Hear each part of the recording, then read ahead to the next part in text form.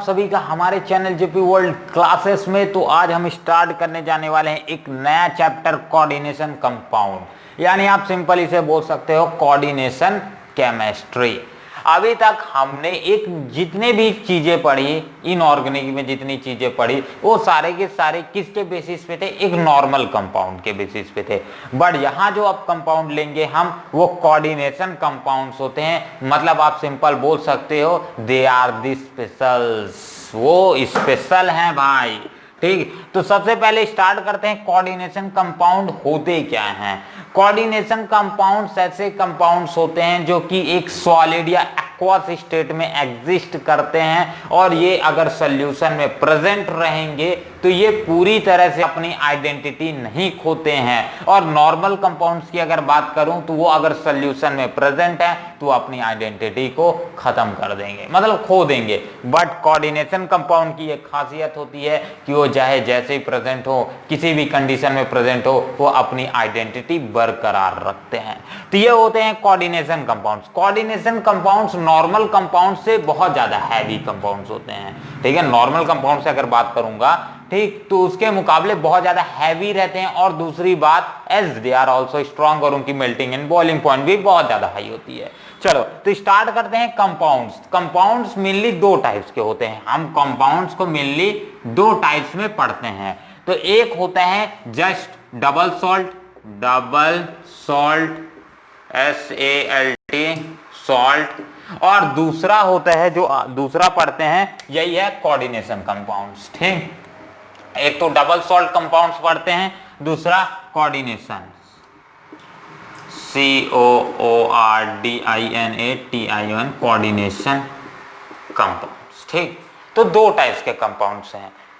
तो मैं सोच रहा हूं दोनों को एक साथ ही डिस्कस कर लेते हैं, क्योंकि दोनों ही इंपॉर्टेंट हैं। कई बार एग्जाम में इनके बीच में डिफरेंस पूछ देता है, तो डिफरेंस का डिफरेंस हो जाएगा और दोनों टॉपिक्स अपने आप समझ आ जाएंगे। तो सबसे पहले स्टार्ट करते हैं डबल सॉल्ट। डबल सॉल्ट आखिरकार क्या होते हैं? Double salts are those compounds जो कि ज्यादातर क्रिस्टलाइन फॉर्म में एग्जिस्ट करते हैं। Exist in CRYSTLINE crystalline form. ठीक, ज्यादातर क्रिस्टलाइन फॉर्म्स में एग्जिस्ट करते हैं, या फिर इनका स्ट्रक्चर किस तरह का रहता है? क्रिस्टलाइन फॉर्म में रहता है। कोऑर्डिनेशन कंपाउंड की बात करो तो कोऑर्डिनेशन कंपाउंड में ऐसा कुछ नहीं रहता। मैंने शुरू में स्टार्टिंग में बोल दिया, ये तो या तो सॉलिड में एग्जिस्ट करेंगे या तो एक्वस स्टेट में एग्जिस्ट करते हैं। तो ये पहला दोनों में डिफरेंस आ जाएगा। दूसरा डिफरेंस की बात करते हैं, दैट डबल सॉल्ट अपनी आइडेंटिटी लॉस कर देते हैं। दे लॉस देयर आइडेंटिटी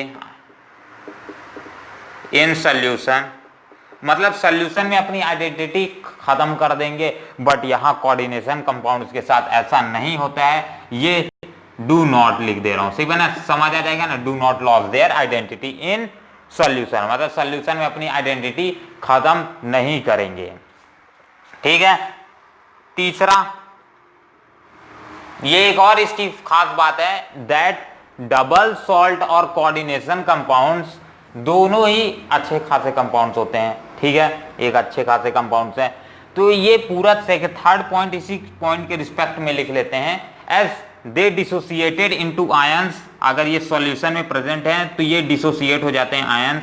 तो दे SOCITED dissociated into ions, ions में डिसोसिएट हो जाते हैं। बट इनके साथ ऐसा नहीं होता है। Coordination compounds never dissociated into ions, ये आयंस में कभी भी टूटते नहीं है, इसीलिए ये अपनी आइडेंटिटी भी बरकरार रखते हैं। तो ऊपर वाला सॉल्यूशन समझ आया कि दे लॉसेस देयर आइडेंटिटी, ये अपनी आइडेंटिटी को खत्म कर देते हैं। बट कोऑर्डिनेशन कंपाउंड अपनी आइडेंटिटी को खत्म नहीं करते हैं। इसका कारण क्या आ जाएगा? क्योंकि ये जैसे ही सॉल्यूशन में जाते हैं तो ये अपनी आपको डिसोसिएट कर देते हैं आयंस में। जैसे ही NaCl प्रेजेंट तो Na में टूट जाएगा और Cl में टूट जाएगा, सिंपल सा। बट यहाँ ऐसा नहीं होगा। यहाँ पर सिंपल सा जो और बाहर वाले मेटल्स, मतलब इसमें से सिर्फ और सिर्फ पूरा का पूरा कंपाउंड पे कुछ ही पार्ट टूटेगा और ये कंप्लीटली डिसोसिएट नहीं होते हैं। तो दे डज नॉट, और सिंपल लिख सकते हो, they do not dissociated into ion, they do not ठीक है, डोंट लिखे दे रहा हूं, डू नॉट लिख लेना, ठीक है पूरा। तो ये आ जाएंगे कुछ मेजर डिफरेंस जो इन दोनों को काफी खास बनाते हैं, ठीक। और नेक्स्ट है, इसी में लिख लेना, the properties of double salt consequent compound की तरह सेम रहता है, मतलब मैं लिखे दे रहा हूं 4th नंबर, they are PROPER properties are same as CEQUENT consequent compound, ठीक। इनकी प्रॉपर्टीज ज्यादातर सेम रहती है कॉन्सिक्वेंट कंपाउंड की तरह, मतलब एक नॉर्मल कंपाउंड्स के जैसे ही इनकी प्रॉपर्टी होती है, बट इनके साथ ऐसा नहीं होता है, इसमें भी डू नॉट लिख देना, ठीक है ना, ठीक। बाकी आगे लिख लेना, their properties is not same as consequent compound, मतलब नॉर्मल कंपाउंड की तरह इनकी कोई भी प्रॉपर्टी कोऑर्डिनेशन कंपाउंड की नहीं रहती है। तो ये डबल सॉल्ट और कोऑर्डिनेशन कंपाउंड में आई थिंक सो कितने आपके लिए सक्सेस हैं, और ज्यादा चाहिए होगा तो आप पीडीएफ में जा सकते हो, ठीक है, नोट्स में डाउनलोड कर सकते हो और पासवर्ड दे देना पीडीएफ को खोलने के लिए जेपी वर्ल्ड, तो आसानी से डाउनलोड करो, लिखो और पढ़ो। चलो, तो ये आ जाएंगे बेसिक इंफॉर्मेशन डबल सॉल्ट और कोऑर्डिनेशन कंपाउंड्स के बीच में, जो मेरे हिसाब से आपके लिए इंपॉर्टेंट थे।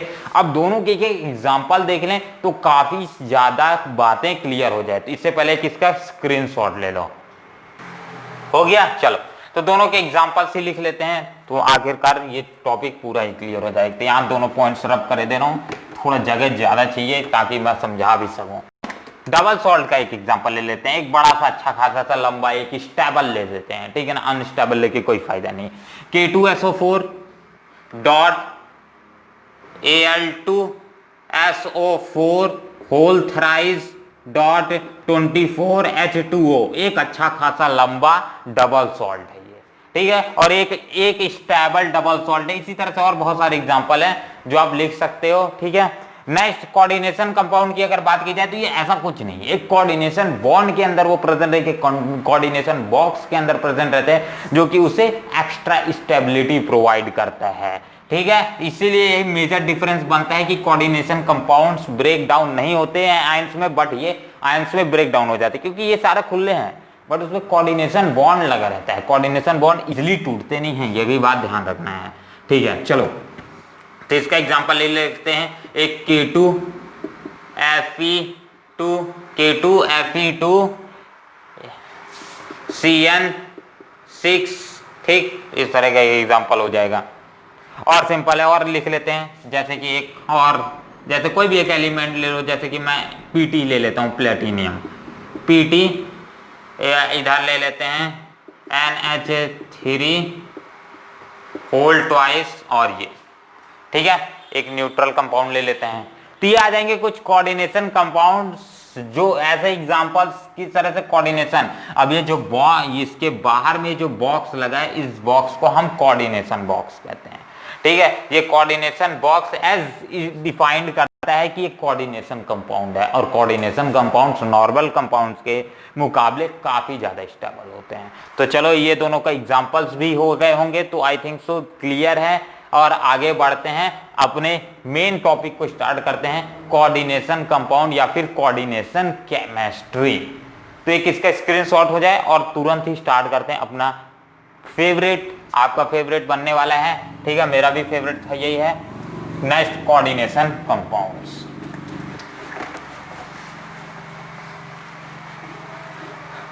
चलो, तो कोऑर्डिनेशन कंपाउंड्स की सबसे पहले नॉर्मल से बात कर लेते हैं, एक बेसिक से बात कर लेते हैं, ताकि आपको आगे जाके उससे रिलेटेड कोई भी डाउट ना हो। जैसे ऑर्गेनिक पढ़ने से पहले हम बेसिक तो समझ लेते हैं, आईपीएससी नेम इस तरह से लिखा जाता है। हाँ, आईपीएससी में अगर इधर साइड अपने पास उसके क्या लिखा है, फैमिली ग्रुप में कोई प्रेजेंट है तो उस ग्रुप को पहले नाम लिखेंगे, ठीक, फिर बाद में चैन का नाम लिखेंगे। तो ये सारी चीजें यहाँ भी एप्लीकेबल होगी, बट यहाँ पास एक मेथड होता है, एज उस मेथड का नाम तो आईपीएससी मेथड ही है, बट मेरे हिसाब से मैं उसे एबीसीडी मेथड बोलता हूँ। चलो, तो ये पूरा का पूरा चीजें ना हम एबीसीडी में समझेंगे, ए बी सी एक्स, ठीक है, एक्स और ये डी।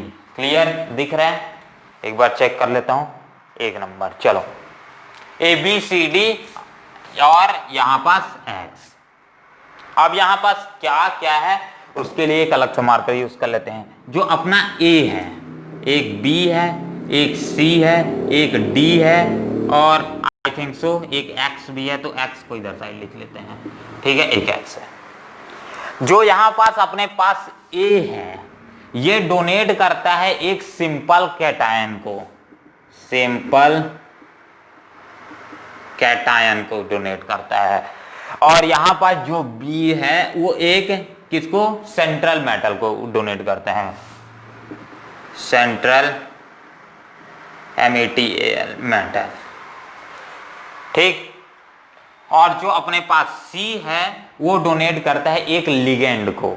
अभी लिगेंड क्या होता है अपन आगे जाके समझेंगे, लिगेंड्स को डोनेट करता है।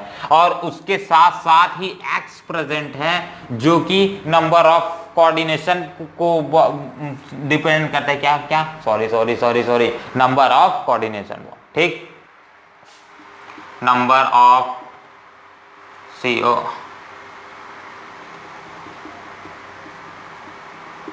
कोऑर्डिनेशन बॉन्ड्स, या फिर सिंपल बोल सकते हो lone pair attachment to a central metal. मतलब ये एक्स ही तो इसके साथ डायरेक्टली अटैच होता है सेंट्रल मेटल के साथ। इसके लोन पेयर, लिगेंड के लोन पेयर सेंट्रल मेटल के साथ अटैच होते हैं। ज्यादा अभी मत समझाओ भाई, ठीक है, अब कंफ्यूज हो जाएगा। अभी नॉर्मल समझ के चलो ये क्या क्या है, मैं लिखे दे रहा हूं। डी क्या है, अपना सिंपल एनायन है। ठीक, अब कॉन्सेप्ट क्लियर। अभी ये सारा का सारा ABCD समझ आ गया होगा, तो अभी अपन इसका नेक्स्ट बेसिक में चलेंगे। ठीक, पहला बेसिक क्लियर हो गया होगा।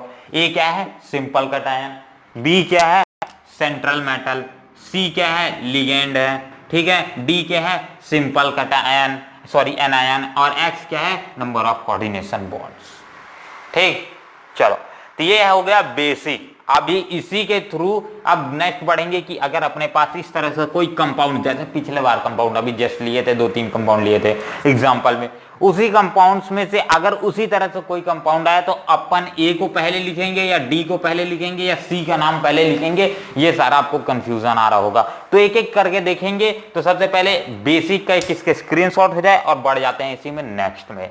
अब नेक्स्ट कितने टाइप के कोऑर्डिनेशन कंपाउंड्स होते हैं, ठीक है। अब जैसे हमने पढ़ा कि कंपाउंड 2 टाइप के होते हैं, एक डबल सॉल्ट के फॉर्म में रहते हैं और एक कोऑर्डिनेशन कंपाउंड के फॉर्म में रहते हैं। बट कंपाउंड कोऑर्डिनेशन कंपाउंड भी 3 टाइप्स में डिवाइड किया गया है। तो उन 3 टाइप्स को समझ लेते हैं। सबसे पहले 3 टाइप्स में कोऑर्डिनेशन कंपाउंड्स डिवाइड किया गया है। पहला बात करें टाइप्स, TYPES टाइप्स, 3 टाइप्स में। पहला टाइप कौन सा आ जाएगा, एक cationic compound, CATANIC cationic compound. दूसरा क्या आ जाएगा, anionic, ANONIC anionic compound, COMPOUND। ठीक, और तीसरा होता है न्यूट्रल। ठीक, 3 टाइप्स के कंपाउंड्स एग्जिस्ट करते हैं। ठीक, कोऑर्डिनेशन कंपाउंड्स, एक कैटायनिक कंपाउंड्स होता है CATANIC कैटायनिक के स्पेलिंग देख लेना। ठीक, एक होता है एनायनिक और तीसरा होता है न्यूट्रल। तो एक इसका स्क्रीनशॉट ले लो। ठीक है, कि अरे इससे पहले समझा दे भाई तो ज्यादा क्लियर हो जाए। ठीक ठीक ठीक ठीक वाला मुंह से बंद कर, मेरे को अच्छा नहीं लगता है। चलो सिंपल सा, कैटायनिक कंपाउंड्स कौन से कंपाउंड्स होंगे, कैटायनिक कंपाउंड्स ऐसे कंपाउंड्स होंगे जिसमें कैटायन प्रेजेंट ही नहीं होगा। इसका एक बेसिक रूल है, जिसमें जो प्रेजेंट नहीं है वो कंपाउंड वही है। ठीक, यहां कैटायनिक कंपाउंड्स का आप देखोगे कि कैटायनिक कंपाउंड्स ऐसे कंपाउंड्स होते हैं जिसमें सिंपल कैटायन प्रेजेंट ही नहीं होगा। एनायनिक कंपाउंड ऐसे कंपाउंड्स होंगे जिसमें सिंपल एनायन प्रेजेंट ही नहीं रहेगा। न्यूट्रल कंपाउंड्स ऐसे कंपाउंड होंगे, भाई न्यूट्रल तो न्यूट्रल ही रहेगा। चलो कैटायनिक का एक एग्जांपल ले लेते हैं, जैसे कि इसी के थ्रू तो अपने पास ये B प्रेजेंट रहेगा, A प्रेजेंट नहीं रहेगा क्योंकि ये सिंपल कैटायन को एक्सप्लेन करता है। तो B प्रेजेंट रहेगा, उसके साथ साथ C, उसके साथ X प्रेजेंट रहेगा और ये बॉक्स के अंदर ये आखिरी में D भी प्रेजेंट रहेगा। तो ये आ जाएगा इसका। एक ही इस तरह से एग्जिस्ट करेंगे तो इसे हम बोलेंगे कैटायनिक कंपाउंड है। अब एक और है इसी तरह से ही, अगर सिंपल ये इसी तरह से बना हुआ है CX, ये सारी चीजें हैं और इसके बाहर में D नहीं है और उसके बाहर में मैं उसके ऊपर एक सिंपल पॉजिटिव चार्ज लगा देता हूं, तो क्या मैं बोलूंगा कि ये कैटायनिक कंपाउंड है? जी हाँ, हम बोलेंगे ये कैटायनिक कंपाउंड है। ठीक, चार्ज बेस से लगा होने के कारण भी हम पहचान सकते हैं कि कोई कंपाउंड कैटायनिक है कि एनायनिक है। इसी तरह से एनायन का भी एग्जांपल लिख लेते हैं। मार्कर मेरे हिसाब से चेंज कर देना चाहिए, चल नहीं रहा है। चलो एनायनिक का लिखते हैं, तो एनायनिक का सिंपल सा B। अब इसमें क्या प्रेजेंट रहेगा? एनायनिक है तो मतलब एनायंस नहीं प्रेजेंट रहेंगे, बाकी सारी चीजें प्रेजेंट रहेंगी। तो A और C प्रेजेंट रहेगा, इसका X और D बिल्कुल प्रेजेंट नहीं रहेगा, ये आ जाएगा। अब ये एक हो जाएगा एनायनिक कंपाउंड। और इसी तरह से सिंपल से एक और लिख लो BCX, और इसमें अगर इधर साइड उधर साइड कुछ नहीं प्रेजेंट है और ऊपर में नेगेटिव चार्ज प्रेजेंट है तो भी हम बोलेंगे ये एक एनायनिक कंपाउंड है। तो आखिरी बात कर लेते हैं न्यूट्रल। न्यूट्रल में सिंपल सा एक एग्जांपल ले लो, ये वाला भाई, ये तो ये कौन सा कंपाउंड हो जाएगा? ये एक न्यूट्रल हो जाएगा, या तो सिंपल इसी तरह का ये एक कंपाउंड ले लो, ये इसमें दोनों चीजें प्रेजेंट है, मतलब एक दूसरे को कैंसिल अप कर देंगी। बट ऐसे वाला एलिमेंट्स आपको कतई भी बहुत कम ही देखने को मिलेगा और बहुत कम ही होते भी हैं। ठीक है, तो नॉर्मल एग्जांपल में न्यूट्रल में आप इसी को लिखो तो मेरे हिसाब से सही है, इसलिए मैं इसको लिखा नहीं रहा हूं। वैसे ये भी न्यूट्रल की कंडीशन को एक्सप्रेस कर रहा है, ठीक, बट हम इसी सारी चीजों को ही लेकर के पढ़ेंगे। चलो एक इसका स्क्रीनशॉट हो जाए, फिर आगे बढ़ जाते हैं। टाइप समझ आ गया, पॉजिटिव नेगेटिव का केस है। और अगर एग्जाम में पूछ देता है कोई कंपाउंड एनायनिक है या कैटायनिक है या न्यूट्रल है, तो आप उसके क्या चार्ज से पता कर सकते हो एक, या फिर कैटायनिक होगा तो उसमें कैटायन प्रेजेंट ही नहीं होगा, सिंपल कैटायन प्रेजेंट नहीं होगा। अगर एनायन है तो उसमें सिंपल एनायन प्रेजेंट नहीं होगा। तो इसका एक स्क्रीनशॉट हो गया हो तो नेक्स्ट बढ़ जाते हैं। अब आता है ये दोनों बेसिक, अब से बेसिक का सेकंड पार्ट कंप्लीट, अब बेसिक के थर्ड पार्ट में जाते हैं। अब आखिरकार हम जो ABCD रहेगा इसमें से सबसे पहले अगर नाम आ गया, अपने पास कोई कंपाउंड आ गया, तो उसका नेमिंग कैसे करेंगे? A को पहले लिखेंगे, B को पहले लिखेंगे या C को पहले लिखेंगे? तो इसी तरह से चलो, तो नेक्स्ट टॉपिक डाल लो, फॉर्मेट। क्लियर हो जाएगा ना पूरा? हाँ, जब मैं क्वेश्चन दूंगा ना तो और ज्यादा क्लियर हो जाएगी ये सारी चीजें। फॉर्मेट पहला ए के लिए, ए रिस्पेक्ट में बात कर लेते हैं। ए, अगर अपने पास सिंपल एनायन प्रेजेंट है तो हम क्या करेंगे? अगर अपने पास सिंपल एनायन प्रेजेंट है तो हम क्या लिखेंगे? एज इसका नाम लिखेंगे, ठीक है, इसका नेमिंग करेंगे, मतलब simple SIMPLE simple ANION, sorry anionic cation CATION simple cation लिखेंगे। और उसके साथ साथ एक चीज ध्यान रखना, अगर अपने पास कोई भी जैसे कि K2, ये FeCN6 इस तरह से अगर कोई एक कंपाउंड दिया, फॉर एग्जांपल ले लो, ठीक है ना। अब इसके बाहर में इसका क्या दिया है? एज मोल नंबर्स बताया गया कि हाँ भाई ये 2 मोल्स हैं। क्या है? फास्फोरस के अपन ने यहाँ 2 मोल लिया है, सॉरी पोटेशियम के 2 मोल लिया है। तो यहाँ आप उसके ये नहीं लिखोगे कि कितने मोल हैं, तो without mentioning their, without mention their numbers या फिर मोल्स लिख सकते हो, ठीक है, मोल्स नंबर, ठीक। अपना उनका कितने नंबर के प्रेजेंट है ये नहीं लिखना है, ये इसकी कोऑर्डिनेशन कंपाउंड की एक खासियत बात होती है। अब आपको जैसे कोई नाम भी दिया रहेगा ना तो भी आप पता कर लोगे कि ये K2 होगा या K3 होगा या कुछ भी होगा, जो भी होगा, ठीक, नाम से भी पता कर लोगे। पर अभी लग रहा होगा कैसे पता करोगे, तो अभी ज्यादा मत सोचो, अभी इधर देखो। B, अगर B प्रेजेंट है यानी सेंट्रल मेटल प्रेजेंट है, तो सबसे पहले अब A लिखते हैं, मैं ऐसा जैसे लिखते हूं वैसे, तो सबसे पहले अगर A प्रेजेंट है तो अपन A को नाम देंगे, ठीक है। अब B और C और D में अब दूसरे नंबर पे आ जाता है जिसका नेमिंग करते हैं, वो आता है C, ठीक है। B के बाद डायरेक्ट C पे कूद जाओ। C क्या है? लिगेंड, LIGANDS, लिगेंड्स, ठीक है। लिगेंड्स का नाम लिखेंगे, जो भी लिगेंड होगा, एनायनिक लिगेंड होगा, कैटायनिक लिगेंड। अभी लिगेंड का भी कितने टाइप होता है ये भी समझेंगे, और उसके विद रिस्पेक्ट टू उसके बहुत सारे एग्जांपल्स देखेंगे, जिस एग्जांपल से ही आपके एग्जाम में आएगा। ठीक, चलो तो लिगेंड्स, अब लिगेंड्स के अगर लिखे हुए हैं तो उनका जो एक्स है, मतलब एक्स को मेंशन करना है, मतलब कोऑर्डिनेशन नंबर जितना भी इसके नंबर्स प्रेजेंट होगा, मान लो कितने प्रेजेंट है, 4 प्रेजेंट है, तो आप टेट्रा लिखोगे, 2 प्रेजेंट है, एक्स की जगह 2 प्रेजेंट है, ठीक है। जैसे यहाँ 6 प्रेजेंट है तो ये क्या हो जाएगा, पेंट हेक्सा।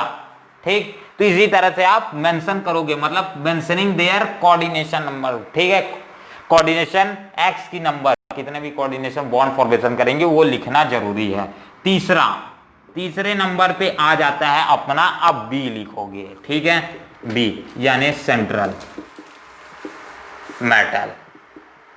अगर सेंट्रल मेटल प्रेजेंट है तो सेंट्रल मेटल लिखोगे।